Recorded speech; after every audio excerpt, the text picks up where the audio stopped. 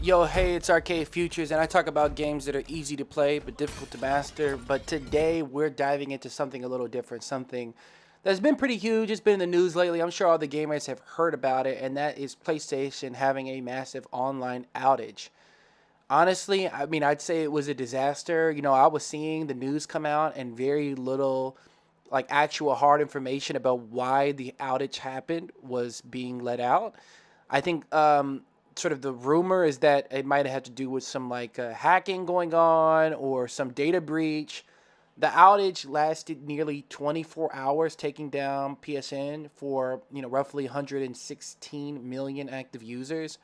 According to PlayStation website, it started around 7 p.m. Eastern Standard, and during that time, players couldn't access their accounts, the PlayStation Store, or even play their games. Multiplayer or single player were affected. Games like Fortnite, I think the Marvel Avengers was affected, Call of Duty. Single player games were affected. It wasn't just the multiplayer games, right? Imagine booting up your favorite game only to be met with an error screen or that PlayStation is offline. If you dealt with this, drop a comment. Let me know about your experience and like how did you deal with the outage? Did it affect your single player games? Were you still be able to get a day of gaming in? And it's just really crazy for me. The real issue here I feel like is that this outage exposes like a much bigger problem. We don't actually own our digital games. You know what I mean? And think about it, like when you buy a digital game, you're really just buying permission to play it. You're basically like renting it in a way, like renting it for a long time.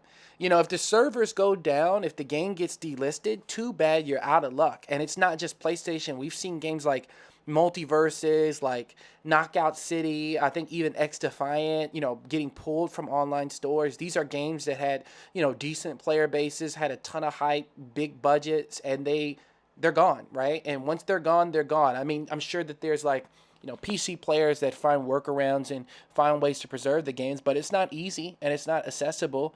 And we basically wait for games to, get a HD release or re-release or whatever. But I feel like a lot of games, because of the online nature of things, because games are so designed to be like as a live service, we're going to see more and more games delisted. And I know that this like kind of a slightly different story than the one with like PlayStation going down, but it's a part of the same narrative that people buy these games and then they can't play them, right? And so like I encourage people to, if you love gaming, start collecting physical copies when you can, like especially for the classics.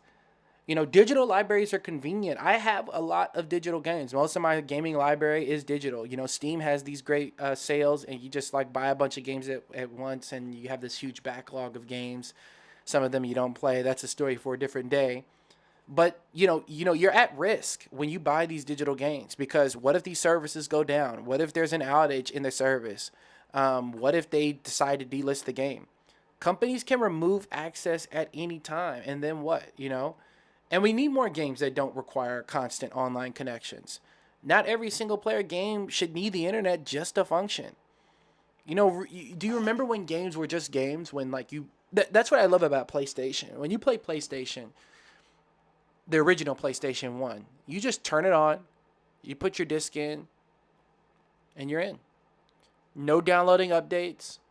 No need to, do anything special. You're locked in. You're ready to play. I love Super Nintendo for that too. It's like you put the cartridge in and you turn it on and you're immediately loading up the game and you're immediately in the menu and you immediately can enjoy it. And that sort of directness and that sort of arcade feel and that sort of immediate access to the game, that's what we're missing right now in today's generation. There are some indie games that have that arcade element, but that's what we're missing. We need more games that is just plug and play and you can get right into it. And I think the trend of games becoming online and depending on online and these sort of digital gaming services needing you to have the internet in order to enjoy them is a mistake, right? And we have to preserve the games. Gaming is more than just entertainment. It's history.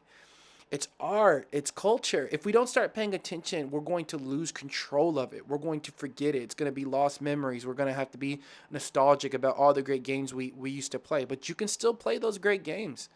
Those games are still there. You have a choice. Gamers sometimes think that they're just at the whim of these big corporations and they have to play whatever they're fed. No, that's not true. You have the option to play the games you want to play, especially if you're able to and have the opportunity to invest in physical copies of games and versions of games that you'll have access to, no matter if you have connection to the internet or these digital services or not.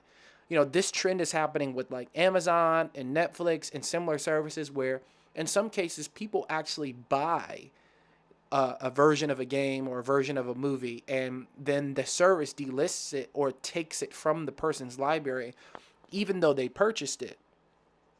And this is now happening with games where I guess people who have their routine of playing Call of Duty online or whatever on PlayStation just had to find something else to do, and we pay for these services, yet we don't have full control over them.